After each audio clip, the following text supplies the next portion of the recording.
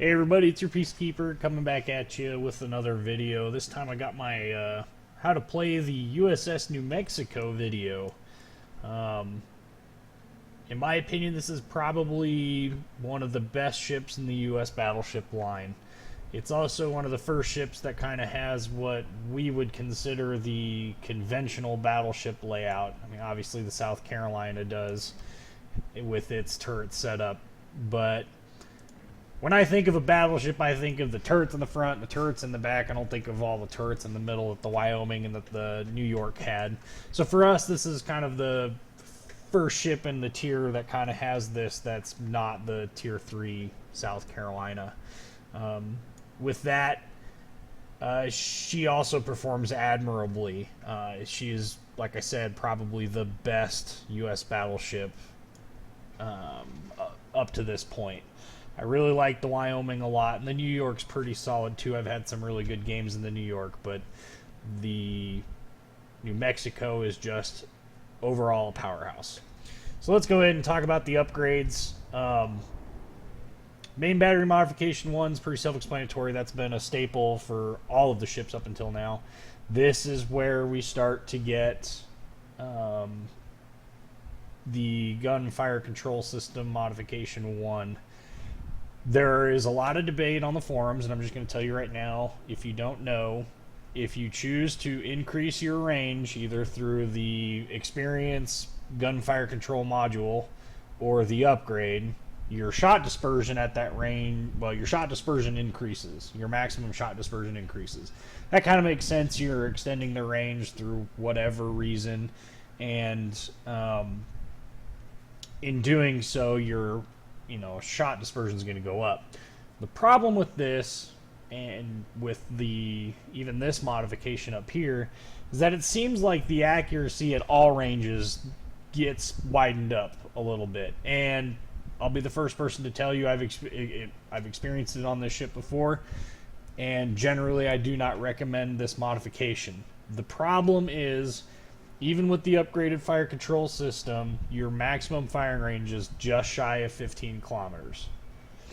15 kilometers is great if you want to brawl with this ship. It's very capable to brawl with. I will tell you right now, 15 kilometers at Tier 6 is abysmally short. The Cleveland has a longer firing range than you do. Okay, you've got 14-inch guns. It's got 6-inch guns. Yeah. So I went ahead and chose this modification. The only other one out of this group that I would choose is probably the AA gun modification 2, and that's going to really be a staple for U.S. battleships for the remainder. You won't see me use the range increase because after this we get the Colorado, which I'll be honest, I'm going to regret that video. That's going to be a painful grind to get the video that I need for this series. But the one thing that the Colorado does and all the later ships do is they have a lot of base firing range, so it's not a huge deal to add 16%. However, your AA complement starts to go up and your torpedo bulge starts to disappear. So while the New Mexico can take hits pretty well and the Colorado reasonably well, the Colorado, for sure the North Carolina, the Iowa, and the Montana, their primary anti-torpedo defense is going to be their AA capability. So that plus 20 to the firing range is extremely beneficial. The 20% to the AA firing range. The other modifications, we do have an option of main battery modification 2. What this is going to do is this is going to speed up how quickly your turrets traverse at the cost of adding 10% to the reload time. The reload time on the New Mexico is 34 seconds, so adding another 3.4 seconds is absolutely painful. Don't recommend it. Secondary modification 2, 20% to secondary battery maximum firing range, increase the secondary battery firing accuracy. Secondaries. That's just frustration. Damage control modification 1, and I think this is the new one for this tier.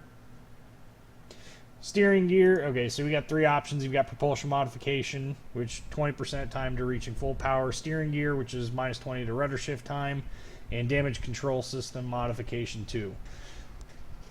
This is another interesting category that could go either way, in my opinion. Personally, I'd prefer just to avoid the hits. U.S. battleships start getting really long rudder shift times, and it starts really hurting your ability to change directions to avoid torpedoes. The 20% reduction in rudder shift time is substantial enough for it to actually matter. If it was less than that, I probably wouldn't recommend it over this. Damage control system modification 2, minus 15% to flooding, minus 15% to time of extinguishing fires. Can be extremely useful at the expense of being able to change directions quickly. It's a trade-off. My playstyle personally requires the steering gear modification, and that will be, again, a staple all the way through the rest of the U.S. battleship line. Let's go ahead and cover the stats. Like I said, this is probably one of my favorite ships. In fact, the only reason I sold her was to get my Montana, a ship which I really wish I wouldn't have sold my New Mexico originally, but it's a different subject. Okay, survivability, you've got 53,200 hit points. Interestingly enough, that's going to be more than the fully upgraded Colorado in this Tier 7. Don't understand that one. Again, without the range increase, your maximum firing range is 14.9 kilometers. That's going to be with the upgrade to the experience upgrade to the fire control system. The secondary armament, the main battery armament is 12 14-inch guns in 4 turrets, so 3 barrels per turret. You've got 2 turrets forward, 2 turrets aft.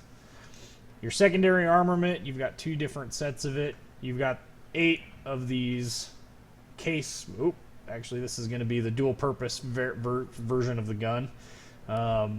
You've got the shorter barrel, the 25 caliber 5-inch gun, which has a range of 4 kilometers. And then you have your secondaries that are in the casemates. These are 51 caliber 5-inch guns. These are not dual-purpose guns, and they also have a maximum firing range of 4 inches. The New Mexico carries on the tradition from the earlier ships in that we are trading off secondary batteries for AA batteries throughout both hull upgrades.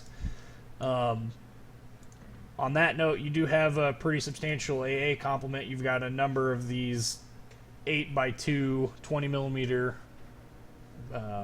cannons, gun emplacements. We do have a set of the Mark III Bofors, 4 of them. Really not all that awe-inspiring. And of course, we've got the Mark I Bofors, which are the dual mounts. You've got 4x2 of those, 4 of those. They're the dual mounts for total.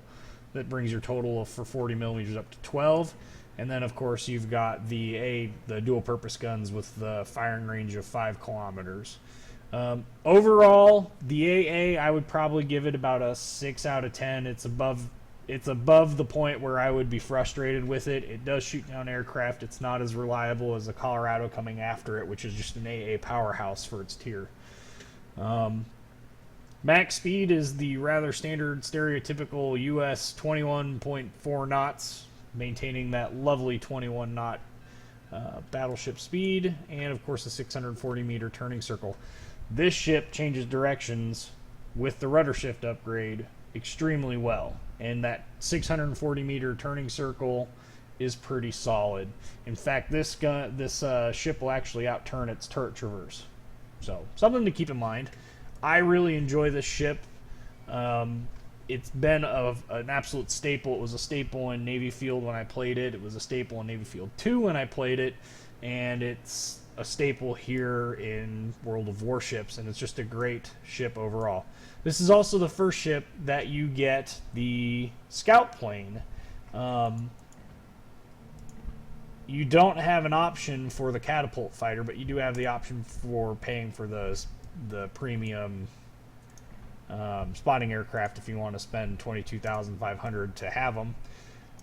I personally don't.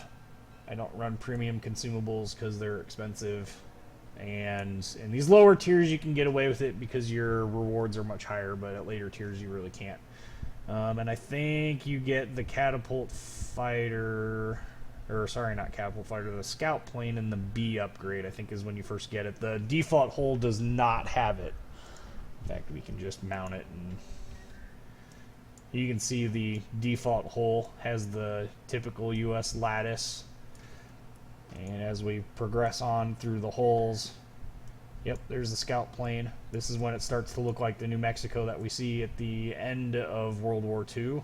Although you can see we haven't quite gone whole hog in removing all of our secondaries. We've still got a number of the dual purpose guns, as well as the casemate guns. So we actually end up replacing that. And then, of course, the final upgrade, which is the 1945 version of this ship. So that's this ship in a nutshell. While I'm on the topic and thinking about it, the captain skills, let me switch to my my Iowa captain. He's my highest at the moment. I found out a little bit more information about the advanced and basic firing training and how they work. Turns out they don't actually stack. Well, the skills stack. The effect on your dual purpose guns isn't quite as intense as I'd originally thought it was. Basically, you do have the plus 20% to your AA firing range with advanced firing training, the plus 10% to anti-aircraft efficiency, and the minus reload time, I believe, still affects the dual purpose guns in AA form. I don't know about that, so don't quote me on that. At the end of the day, what ends up happening is with this skill here with advanced firing training and the module for the increased skill, the increased AA, you end up getting about 44% increase in accuracy because it's 20% on 20%. So that ends up coming out to just over 7 kilometers if your anti-aircraft guns have a base AA of, the dual purpose guns have a base range of 5 kilometers, which on the New Mexico the dual purpose guns do. So, coming up, got the battle. It's a pretty good battle. It's certainly not my best, which was almost 189,000, but it's a pretty solid match of about 145,000. So, let's get that rolling. Alright, so this match, we've kind of got a carrier mismatch here. We do have 2 Bogues. They've got a Bogue and a Ryujo, which is a tier 6, but we've got the battleship advantage. In fact, I don't think I end up seeing any aircraft in this match. So, well, it is what it is. We do have a little bit of a cruiser advantage as well, but they've got the destroyer advantage. We do end up winning this match. Pretty close match at the end. So, now generally on this map, I like to go to sea. Although Mr. Jagged Hound announces that he would like to go to A, I start going to C because that's the direction I want to head. But with a little bit of situational awareness, if you're not at the point now where you're paying attention to your mini-map, you're paying attention to enemy movements, paying attention to aircraft incoming, you really need to focus on those skills because it's absolutely crucial for battleships. Especially U.S. battleships where our top speed is limited to that 21 range until we get to tier 7 when it jumps up to 27 in the North Carolina. You really need to pay attention to what's going on around you. Otherwise, you're just going to end up getting yourself lost in combat and you could just be literally left to hang out to dry. In this case, it's pretty obvious that our whole team is going to A, so I give up my pursuit of going to C, which is, in my opinion, a better direction to head in this map, but that's neither here nor there. The lemming train, so to speak, is headed to A, so I should probably join them.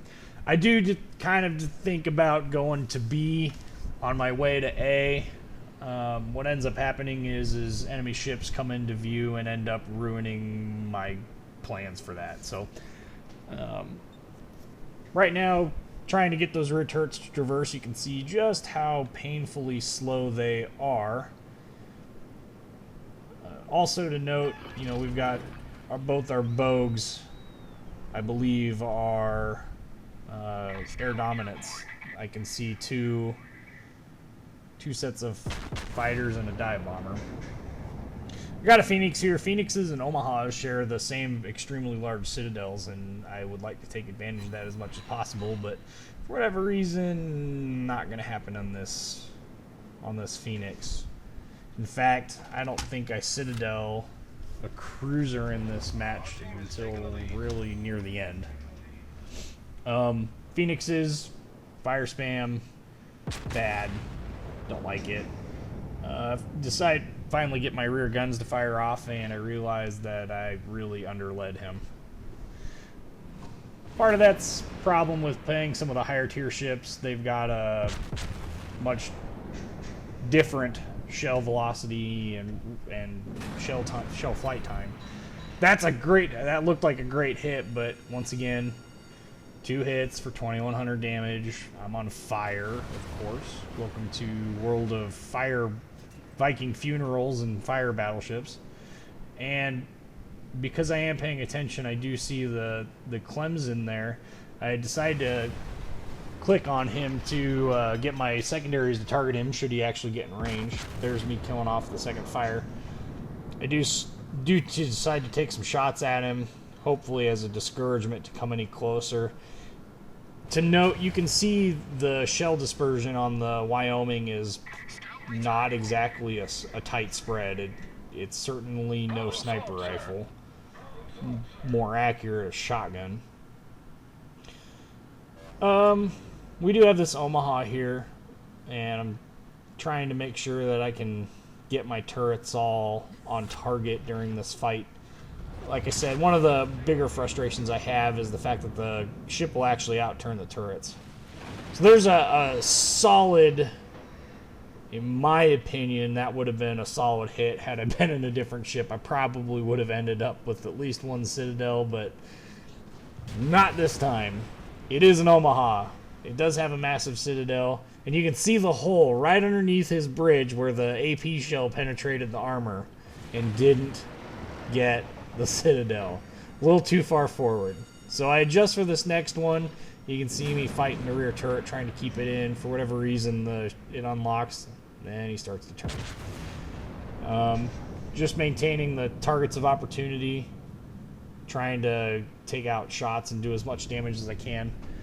One of the things with battleships is your goal is to do as much damage to as much stuff as possible to allow other ships to continue to damage them and take them out of the fight. As a US battleship, we tend to have enough guns. If we get good rolls on our RNGesus rolls, we can actually get some absolutely massive hits with citadels and do a lot of damage. You can see most of our team has died, and to say I'm frustrated is an understatement. In fact, be thankful that the microphone wasn't active for this whole match, because I was absolutely furious with the way the team was performing. They left me high and dry at C. They went to A instead of C, and I don't know. It wasn't a good plan, and it didn't work out for us. There's shot dispersion right there up against that Omaha.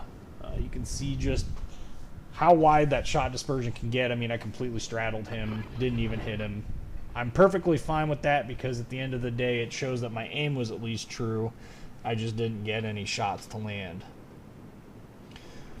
At this point, there's a Fuso and a Myogi. I see the Phoenix is trying to come around the end, and of course our carriers are behind me. I'm kind of the last line of defense, so to speak, for these carriers, because they're both fighter carriers, which for the Bogue is probably the best way to play that aircraft carrier. Looks like our other Bogue, the enemy Bogue, is a strike carrier. That might actually be the Ryojo. I don't remember. Got ourselves a Myogi. He's shooting at me. It's not very nice of him. That's okay. I shoot back at him. I don't go down without a fight. Of course, his RNGesus determines that he's not going to get any hits. Mine determines that I'm going to hit him 5 times and do just over 5k damage. The Phoenix has started shooting at our Bogue, And ultimately, I don't have the rate of fire to be able to effectively fend off the attack from this Phoenix. There's also a destroyer that's up there that I can't see yet that does eventually pop into the view. This is me trying to see where the Phoenix is at so I can get my shot, my lead ready. Take my shot, and I think this is the first Citadel we get this match. Yep, there we go. So, if nothing else, this match, I made it easier for other ships to take out the Phoenix. The Mitsuki there is hardcore red misting to the carriers. He's on, I'm a destroyer, I'm going to destroy all the things, and is totally oblivious to what else is going on around him. Still trying to get the Phoenix dead, because he is quite literally a pain in the butt. There he goes! We've added another battleship to this fight. So, most sane people at this point would go, screw this, I'm out of here. One of the great things about U.S. battleships is they are brawler battleships, basically all the way up until we get to the North Carolina, and they change substantially. The Miyogi comes off screen and is no longer a threat.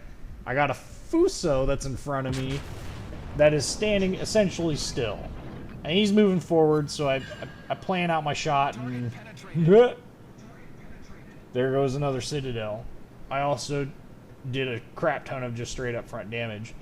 The Wyoming conveniently ducks behind an island and is out of this fight for just a couple minutes. That Miyogi's kind of being a problem, so I'm going to come back here and focus on the trying to angle myself to get these shots to bounce while I transition to this Miyogi.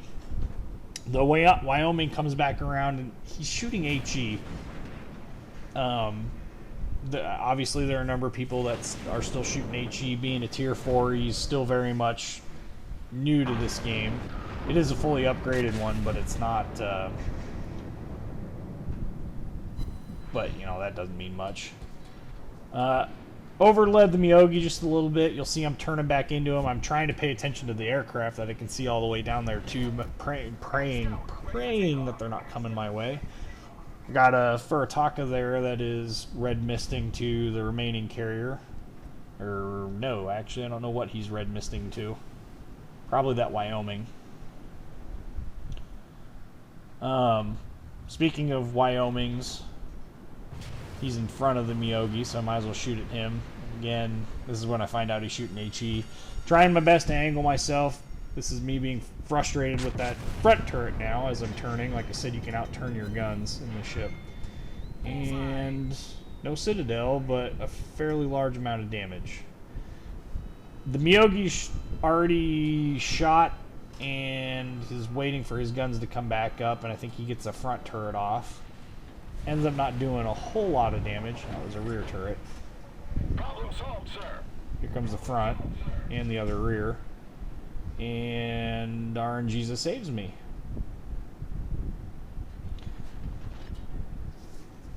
Which is probably a good thing. I mean, had RNGesus not favored me, I would be dead. This wouldn't have been a battle that you guys saw. But once again, with the U.S. battleships, the key really is to use that maneuverability to get yourself angled between shots.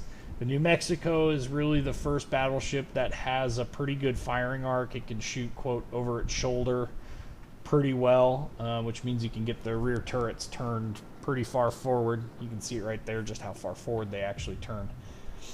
Do have a Miyogi here. He's turned towards me. He's got a pretty good angle. I take this shot and I'm like, well, this could be interesting. I don't know what's going to happen. And woo! That's probably the first time I've ever gotten a detonation in a battleship on another ship, on another battleship using AP. I've used HE before on Kawachis with the New York in the rare games that they pop up, and have occasionally gotten a detonation for it. Poor Cacao. He's being a pretty good sport about it, but I'd be furious. Once again, we got a Wyoming out in front of me. Just broadsiding it like a champ. Just insert AP rounds. So what do? I oblige him. There's a very solid hit with AP. He gets a pretty good salvo off, but he's still shooting HE. You can see there was a 818 damage hit there. That had he been using AP probably would have been closer to 1200. So I'm going to be nice. I'm going to give him a pro tip. Also, ironically enough, it does kind of help me out if he does switch, because the higher chance of bouncing the shells. But at this point, not overly comfortable taking that shot because of the island there, but take it anyway. I should have waited, to be honest with you, but I'm impatient sometimes. Still shooting HE. Thankfully, he's hitting belt armor. Not really getting a whole lot of fires. In fact, none, except for the one at the very beginning. And of course, there's no reason to get in a hurry to get too far over on this, because one hit and he's done. And finishing touches. So we're up to 3 ships at this point in time. At this point, I start plugging my own YouTube channel.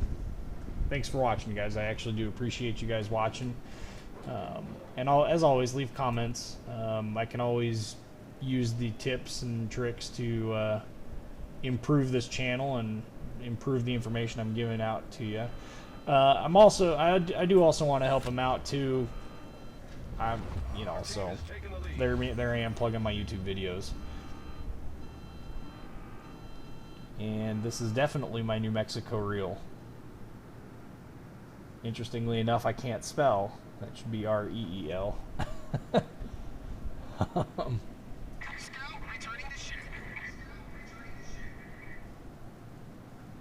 I'm not sure what he means by I like my M4, it works. I think that's an AR-15 reference, I guess. Good for you. I agree, a standard AR-15 does indeed work just fine. That's definitely not a subject for my World of Warships / video gaming channel. It's 2v2. It is a cruiser who is nearly completely dead, and a destroyer versus a nearly dead New Mexico and a Minikaze. At this point, I honestly don't know where they're at. I can only suspect. And then a Furataka pops up. Yep, go ahead and shoot those at me. No damage. And I didn't think I was going to kill him, but I did finally get one hit out of that mix that finally killed him. And because there's one ship left and it's a destroyer, HE. I told you guys I don't shoot HE all that often unless basically the last thing left is a destroyer, which, here we are. HE's loaded. And there he is. What's going on here with the graphics is the Minikaze is in and out of his own smoke screen, and it's causing him to jitter. And this is one thing, as much as I appreciate smoke screens and everything that they do, I have to be honest, I'm a little frustrated with it. I've decided to blind fire because, honestly, I need to. But I do see these torpedoes coming as well, and I don't want to be prey to them. I need to stay in this fight. So, what did I do? I slowed down and turned in and then sped back up again. That slowing down kind of helps tighten the circle a little bit, and if you time it just right, you can also power out of the corner, so to speak, with the increase in power. That doesn't actually work, but it makes me feel better. It also ties in with another hobby of mine. I know that destroyer's off to my right. I have wanted to guess that he was going to end up coming around the backside of this island back into the cap. Nope, he ends up not doing that. And we are 8 points from winning, and I am dang near dead. He's on the other side of the island, and this match is going to end. So, there's my New Mexico match. You know, the tips. There's the damages.